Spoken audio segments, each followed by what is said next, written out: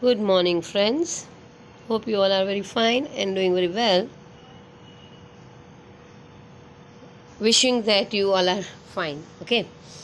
Praying for you, for your good health. Now, today we will have the practice of indirect speech in dialogue form, of course. So in previous two sessions, we have seen we have gone through the sentences in two sessions. Now, here are two dialogues that we will have in practice. First is, could you please lend me your pen for a minute? Said the stranger. No, I don't like to give my pen to anybody, said I. Why, sir? Do you think you won't get it back? Said the stranger. You are right. Sometimes I forget to take it back, and many times the borrower forgets to return, I said. જોજો ગુજરાતી હું બોલતી જાઉં છું ને સમજાવતી પણ જાઉં છું. Could you please lend me your pen for a minute? તારી પેન મને એક મિનિટ માટે આપશે વાપરવા માટે, said the stranger. એક અજાણ્યું વ્યક્તિ બોલે છે ને કોને કહે છે? said I એટલે મને. No, I don't like to give my pen to anybody. મને આ મારી પેન કોઈને આપવાનું ગમતું નથી. Why, sir? કોણ બોલતું હશે? stranger. કેમ? રિસ્પેક્ટથી બોલે છે, politely. Do you think you won't get it back? WON apostrophe અને T. તો એ won't એટલે will not નું won't short form છે.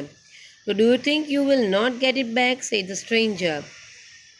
તો પાછી નહીં મળશે એવું લાગે છે? તો કે yes, you are right. હા, તું બરાબર છે. સમટાઈમ્સ કેટલીક વાર શું થાય છે કે હું ભૂલી જાઉં છું. જોજો, sometimes I forgot to take it back and many times the borrower forgets to return. બરોબર, જે લેનાર છે તે. ઓકે, પહેલી લાઈનનું, could you please lend me your pen for a minute? The stranger asked. પૂછે છે એટલે asked આવ્યું me. અને પ્લીઝ છે તો અહીંયા રિસ્પેક્ટ કીધું છે, રિક્વેસ્ટ પણ આવી શકે. બરાબર. ઇફ, શું કેમ ઇફ આવ્યું?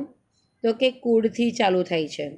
પ્રશ્નાસૂચક શબ્દથી પ્રશ્ન શરૂ થતો નથી, એટલે ઇફ યુનું આઈ થયું. ઇફ આઈ, કુડનું કુડ જ રહેશે, વુડનું વુડ જ રહે, શુડનું શુડ જ રહે, એટલે કુડ. લેન્ડનું પણ કુડ પછી મૂળ ક્રિયાપદ જ, અને સ્ટ્રેન્જરને લેન્ડ કરવાની વાત છે એટલે લેન્ડ હિમ. બરાબર. માય પેન, મારી પેન. બરાબર, મારી જ પેન એને આપવા કીધું છે, અને ફોર અ મિનિટ તેનું તે. બરાબર. યોરનું આપણે માય કર્યું. ચાલો આગળ. I said no, I don't like to give my pen to anybody. I replied, પ્રશ્ન છે એટલે પછી અહીંયા જનરલી રિપ્લાઇડ જ આવે. રિપ્લાઇડ હિમ નેગેટિવલી. નો છે એટલે નેગેટિવલી.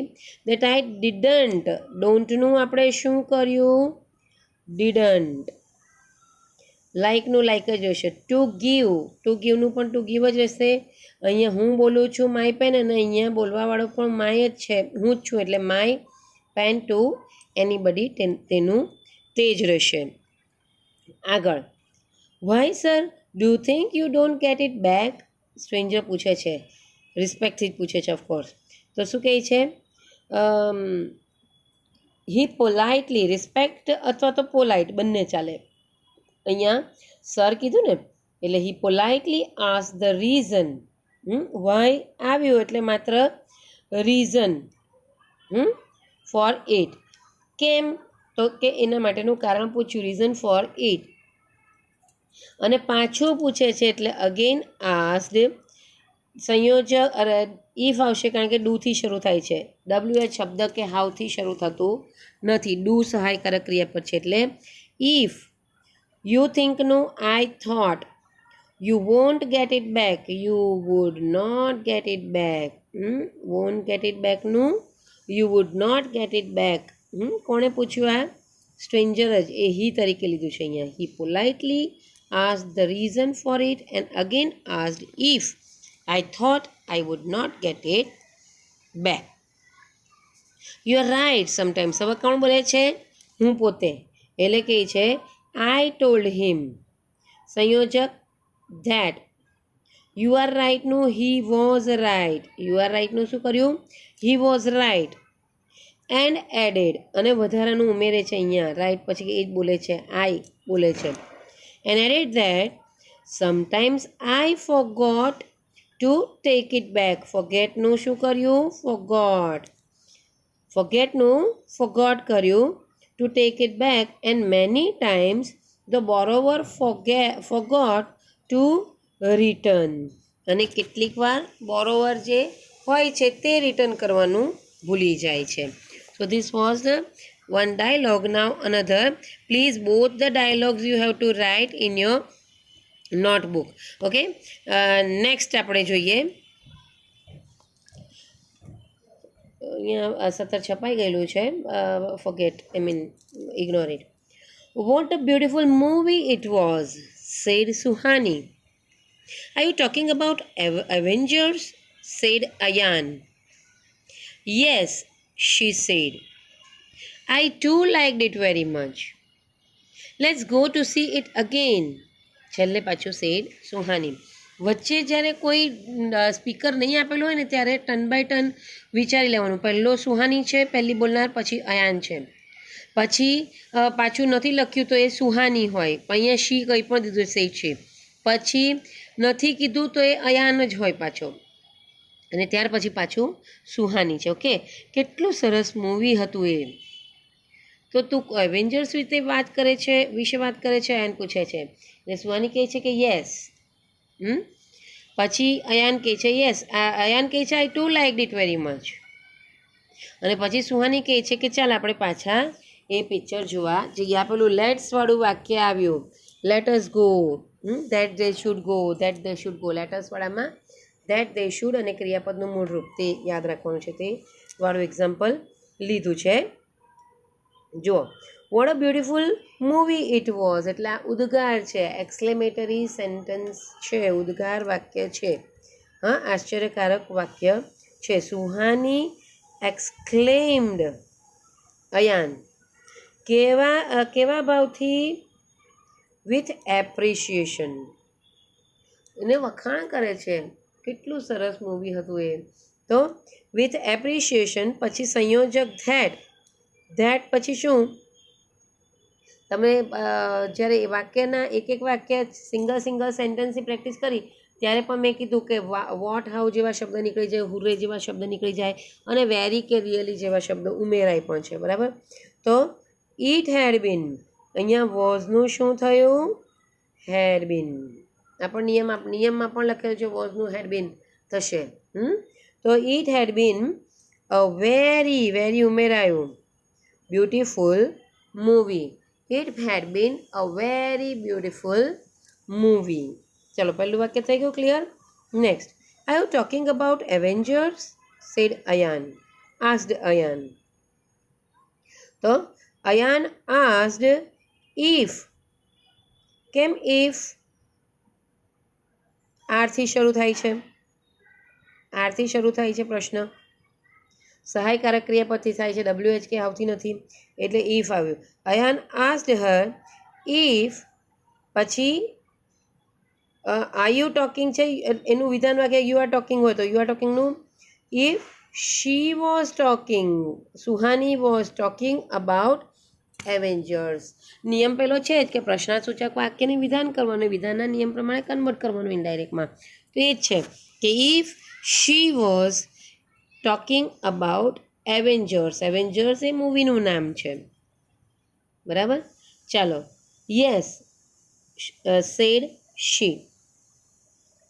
આ ઉપરનું છે ને અહીંયા લીધું કે are you talking about Avengers. જો ગુજરાતીમાં કહીએ ઇનડાયરેક્ટ કે તું, એણે પછી એમ પૂછ્યું કે શું તે એવેન્જર્સ વિશે વાત કરતી હતી? તો હા, એણે કીધું કે હા એ એવેન્જર્સ વિશે વાત કરતી હતી.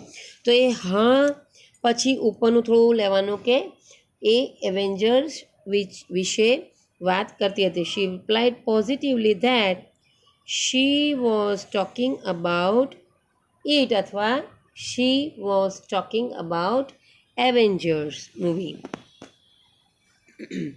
He told her that he too liked it. અહીંયા આ જે છે તે પછી આ વાક્ય કે he too liked it very much. કોણ બોલનાર હશે? અયાન. અયાન કહે છે હી ટોલ્ડ દેટ હી, હવે અહીંયા લાઇકડ છે તેનું હેડ લાઇકડ. નિયમ શું? સાદા ભૂતકાળનું પૂર્ણ ભૂતકાળ, પૂર્ણ વર્તમાન કાળનું પણ પૂર્ણ ભૂતકાળ અને સાદા ભૂતકાળનું પણ પૂર્ણ ભૂતકાળ. So he too liked it very much.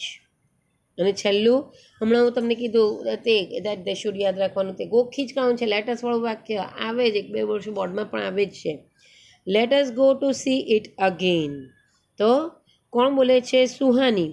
એટલે સુહાની કહે છે, સુહાની પ્રપોઝડ કે સજેસ્ટેડ પણ આવે. આપણે આગલા સેશનમાં હતું કે student said to the teacher late us go for a picnic. Students proposed અને મેં સજેસ્ટેડ બંને લખેલું છે લેટર્સવાળામાં. તો અહીંયા પણ પ્રપોઝડ કે સજેસ્ટેડ બંને આવે. She proposed him that they should see it again. they should go to see. અહીંયા એક વસ્તુ મિસ થઈ ગઈ છે. they should પછી અહીંયા go to see it again. ક્રિયાપદ જ છે, સી છે, મુખ્ય રૂપ જ મૂકવાનું છે, પણ અહીંયા જે ગો છે તેને અહીંયા મિસ થઈ ગયું છે મૂકવાનું. that they should go to see it again. okay, so this was the second dialogue. મિત્રો ફરીથી એકવાર એક અડધી મિનિટમાં સૂચના આપી દઉં કે ઇનડાયરેક્ટ સ્પીચની પ્રેક્ટિસ અહીંયા આપણે પૂરી કરીએ છીએ બીજા ગ્રામરની, અથવા તો કદાચ હું 6ઠ્ઠો યુનિટ પણ હું ચાલુ કરી દઉં જેથી આપણા કોર્સ આગળ વધે. 6ઠ્ઠો યુનિટ આના પછી હશે, અથવા તો પછી અનધર ગ્રામર પોઈન્ટ આપણે લઈને સેશન હું લઈશ. બરાબર, પણ રિમેમ્બર જે નિયમવાળું પ્રેઝન્ટેશન હતું તે તમે ડિલીટ કરી દીધું હોય તો તમારા મિત્રો પાસે માંગો. પછી એક વિધાન પ્રશ્નાર્થવાળા વાક્યોનું 12 વાક્ય હતા તે, અને પછી ઉદ્ગાર, આજ્ઞાર્થ અને પરવાનગીના વાક્યો, ઇમ્પરેટિવ, દેન પરમિશન, આજ્ઞાર્થ, પરવાનગી અને એક્સક્લેમેટરી ઉદ્ગાર વાક્યોના જે નું સેશન હતું તે પણ વાક્ય તમારે નોટમાં લખવાના. અને આ જે 2 ડાયલોગ લીધા તે મિત્રો ટાઈમ મળશે તો ફરીથી બીજા આપણે સેશન કરીશું. શું ખબર સ્કૂલ ખુલી જાય ત્યારે પણ આપણે સમય મળે તો આપણે આની રૂબરૂ પણ પ્રેક્ટિસ કરીશું. અત્યારે આટલું તો તમારે નોટમાં લખવાનું. Okay, thank you very much.